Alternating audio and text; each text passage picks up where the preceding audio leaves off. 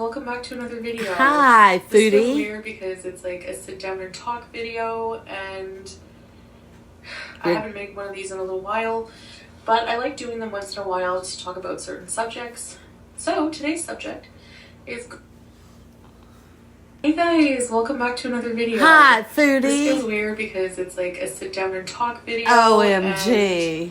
Like she don't sit down and talk all the time. But I like doing them once in a while to talk about certain subjects. So today's subject is going to be... Oh, are you a teacher now? Oh, I get asked a lot to talk about cultural differences between here and Canada. If you're new here, I am Canadian. I'm from Ottawa, Ontario. No kidding. I'm born and raised in Canada, and I recently married a Syrian man, Salah. He is Syrian. He was born and raised in Kuwait. So I'm currently in Kuwait, and I get asked a lot, basically, if there's any kind of culture shock. So I'm sure you guys want to know my perception of the society, how I compare things with the Western world where I'm from, and what it's just been like for me on this journey so far. Oh, okay. Honestly, there's not as much culture shock as I imagined because I did do some research before I came here. Did respect. you? I always want to be respectful. Right, of course you do. Different cultures and their customs. So if I ever travel anywhere, it's going to be important for me to respect these differences. For sure. Differences, especially cultural, are not bad. It's just that they're differences, and that's what they are. Everyone's so I way try of to life. embrace everything and try to understand everything that I can. We don't always have to understand, but it's still important to respect them. So I'm going to talk about some things, some misconceptions I believed before coming here. Okay. Some things that I found very different, and then some things that some information I got from the Kuwait visa website, which makes sense. It's where you can go and get an e-visa from a select list of countries. If your country's on there, you can apply online to get a tourist visa here. Kuwait is a lot more open to tourism than it was in the past, and compared to a lot of other Middle Eastern countries as well. But the information was on the website probably to prepare travelers from different parts of the world as to what you can expect when it comes to different cultural customs here. So I'll just share some of this information with you if you are thinking of coming here, because this place is beautiful, as you've seen from our vlogs.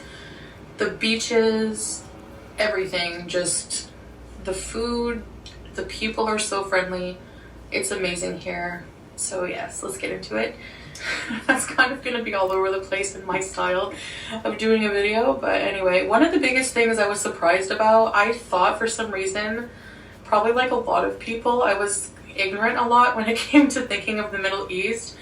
I thought of like everyone in the Middle East just being like much poorer than Canada or the US, and it's just like a really small way of thinking, but that's how I thought. And I thought, oh, you know, like I'm Canadian, my money's gonna go a long way there.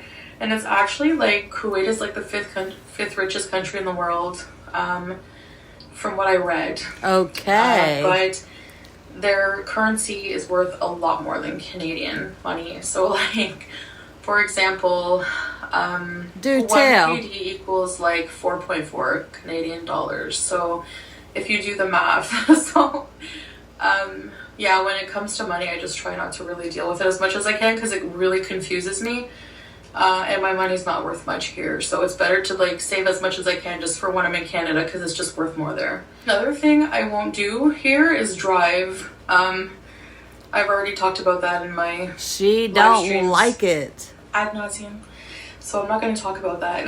But I do not want to drive here. We'll just leave that up to Salah. So, all right. Another thing I found different is the reversal of weather, climate changes. Obviously, it's so hot here. Right now, it's winter months here, so it's actually in like the 20s. But the sun is really hot during the day sometimes, and at night it's really nice out. It's like in the 20s. It's perfect weather, not too humid most times. But in the summer, it's unbearable, up to like 60, I think I heard like 63 degrees Celsius. You could fry an egg on the ground. Most people, the weather is not comfortable in the summer here, to where people tend to live inside the malls, inside their homes with air conditioning. Or go to another country during the Cars, summer. jobs, it's just you wouldn't be able to. Like it would be Canada, living in Canada Sala? in the winter months without a heater. It's very, very opposite that way. In Canada, a lot of the time it'll go down to like minus 30, 35 sometimes. You can't be outside for very long in that. You need to be in the heat. Here it's the reverse. It's so hot, you need to be in the AC. And because of that, certain things are different. Like camping in the winter here. We don't camp in the winter in Canada. We camp in the summer. You don't camp like at all. Certain things that are in harvest, like corn is really big in the winter here. Now, do you? More at the end of summer in Canada. Mating season for animals, for cats.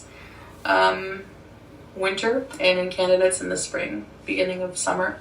So just like little differences like that I find very interesting. I will say, and again, this information, I say this with utmost respect. Oh, great. To Kuwaiti, Arab culture. We hope so. In general. It's very different.